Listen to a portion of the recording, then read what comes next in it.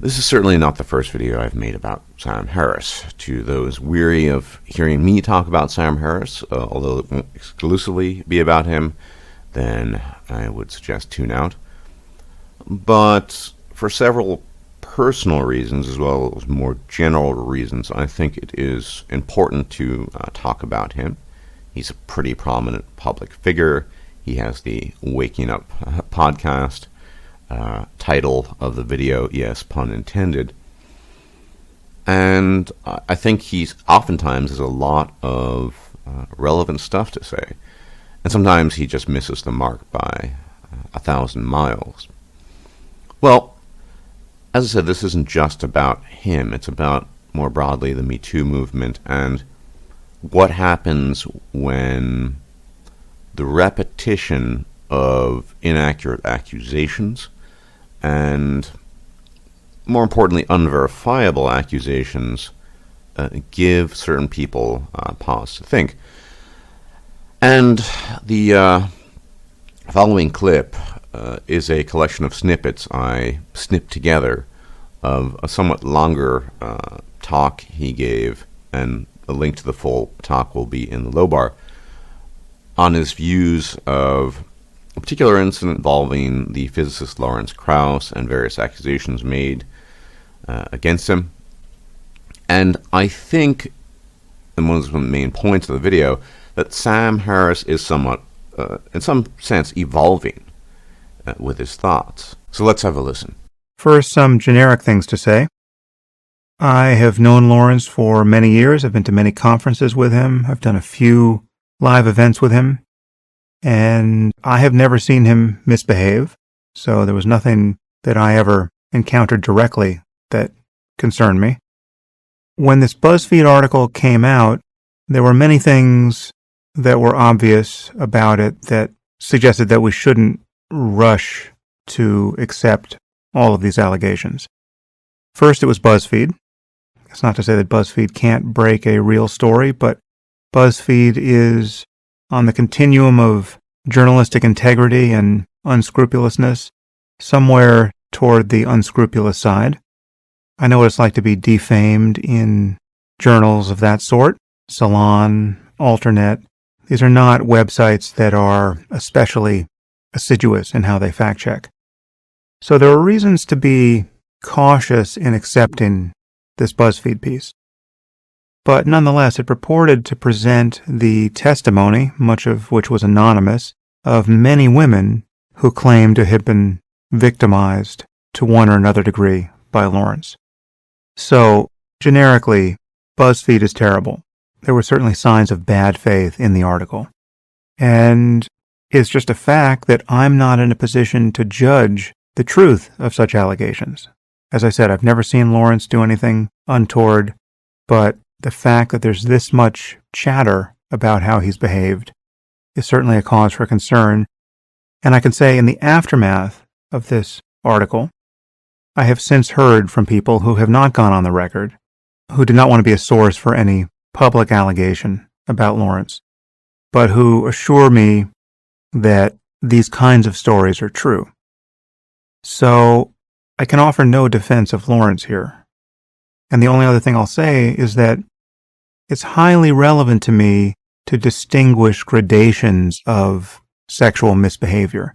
And when I see an article like the one in BuzzFeed that didn't seem inclined to make those distinctions, they talked about actions that were essentially assaults in the same breath as behavior that really was nothing other than an inept attempt to flirt, right? Complimenting somebody in a way that they found undesirable.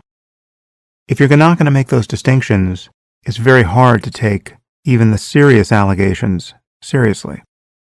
So, not knowing the full range of his misbehavior, I really can't offer any defense of Lawrence. But this is something that we have to be very careful about because it is easy to just destroy people's reputations based on mere allegation.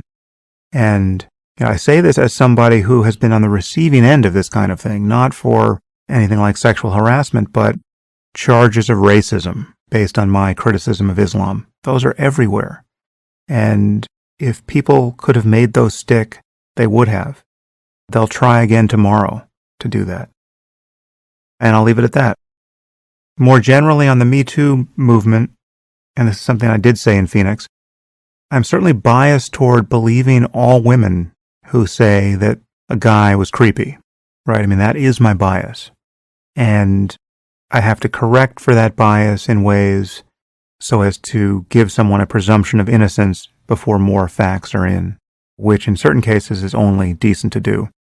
Again, I think it's hugely important to distinguish the ends of the continuum here. The Harvey Weinsteins and Bill Cosbys of the world, from the Louis C.K.'s of the world, from the Aziz Ansari's of the world. I mean, there is a continuum here that stretches from true criminality and rape, right, for which people should spend decades in prison, to sexual and interpersonal pathology that doesn't entail any real coercion of people necessarily, to bad dates and bad flirting and semi-autistic behavior, to just frank misunderstandings.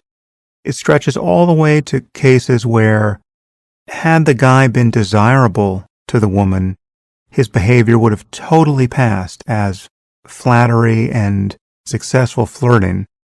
But because he was undesirable, it was viewed as unwanted attention and in some cases as being classed as a kind of assault or a kind of harassment.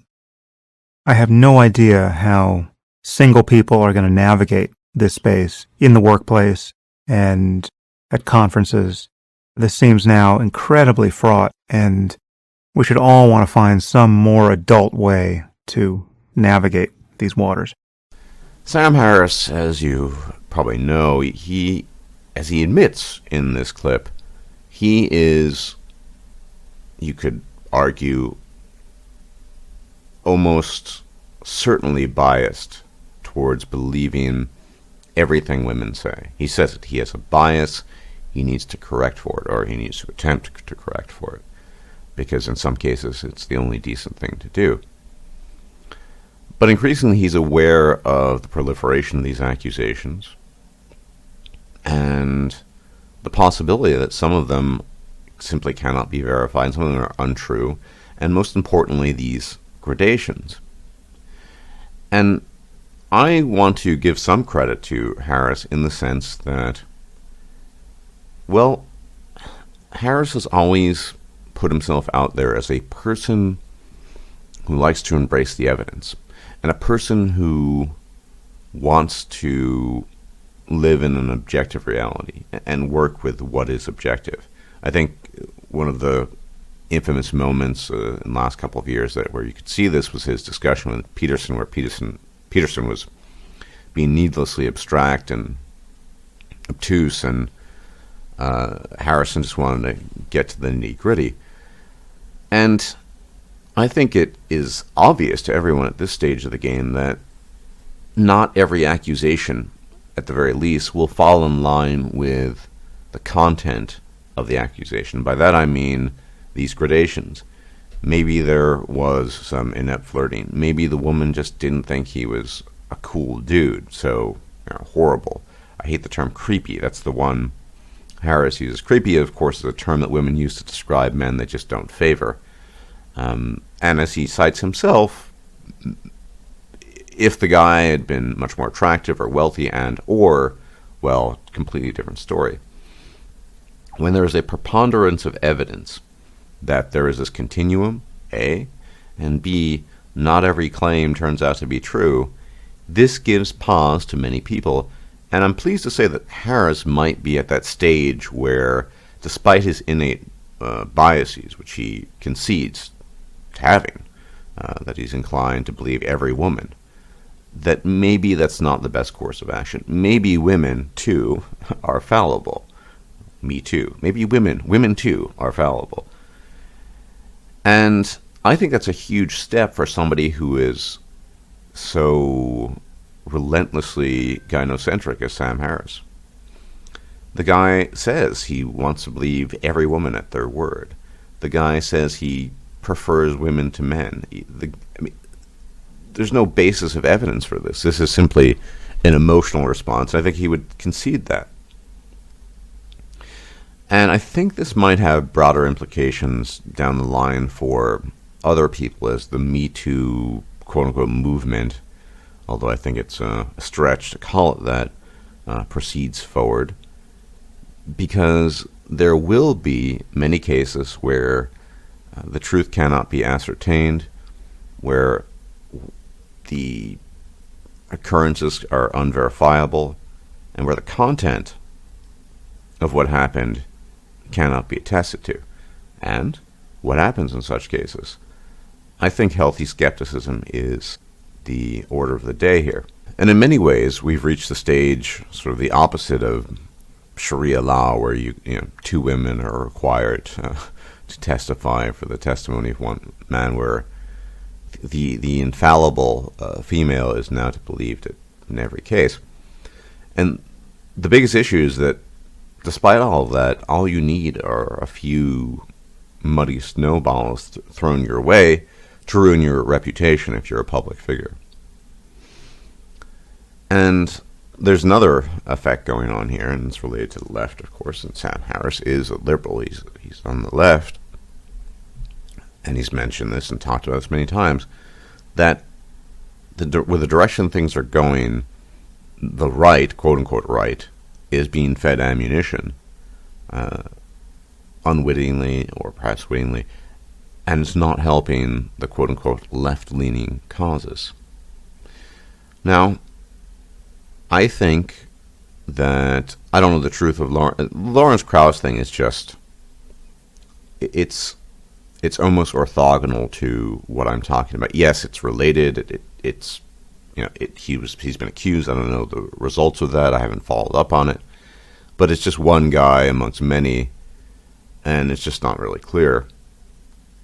But as more and more men are quote-unquote accused, it's going to become, I think, an issue of the boy who cried wolf. And everyone knows that story, right? The shepherd boy who cries wolf, and his flock of sheep are allegedly assailed by this lupine pack, and of course it turns out it's not true. First time, second time, and eventually you just don't believe it anymore. And Harris, perhaps justifiably so, I'm admittedly biased in not being terribly worried about the welfare of women, because I think they're doing quite fine. But Harris is, in his own view, justifiably worried that the testimony of legitimate cases where actual sexual assault or violence has taken place, that this testimony will be lent less credence than it otherwise would have been had the circumstances been different.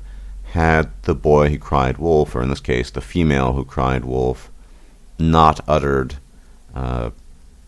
those phrases, had not caterwauled to the world about allegations that turned out to be as diaphanous as a clear mountain lake, I think this is probably not good, actually, for women in some sense. And it's funny that gynocentrism in general and all the things that have been happening, they're really shooting themselves in the foot. There are even feminist columnists in the New York Times writing about this, how it's just not good, what people are doing and what have you. But I think the best we can get, and we're moving towards there, is the healthy skepticism of public intellectuals such as Sam Harris, to express this openly and to say, look, I have a bias, and I need to correct for that bias. Maybe Sam Harris is in fact waking up. Maybe he's waking up to the reality that women are just people, and they're driven by ego and emotion, albeit in different ways oftentimes to men. But this is something that should be taken seriously, albeit not for the reasons purported by the people making these accusations. I think we're going to have an interesting next couple of years moving forward, particularly with respects to this quote-unquote Me Too movement. But I'm pleased to say that Harris, in some sense, is true to his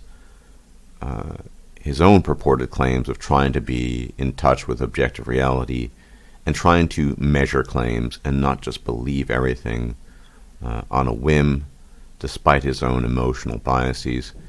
And I think this is a type of progression on his part. And I can only hope that other quote-unquote public intellectuals, call them pundits maybe, follow suit. And we see more of this, and that each and every case is evaluated on the basis of its evidence and not on the basis of our, as in human beings, emotional inclinations, because this has been disastrous in a number of cases. Lacrosse, the Duke lacrosse issue that arose many years back now, several years back, the Rolling Stone nonsense, etc., etc. So going forward, I think this is actually a quote-unquote positive step when you have well-known public intellectuals conceding certain things that otherwise a few years ago might not have been uttered. Anyway, more to come. I will check you out in the future. I'm still live. Bye-bye. If you liked this video, please like, share, and subscribe. And if you enjoy my content, please consider making a donation or becoming a patron. Thanks for watching.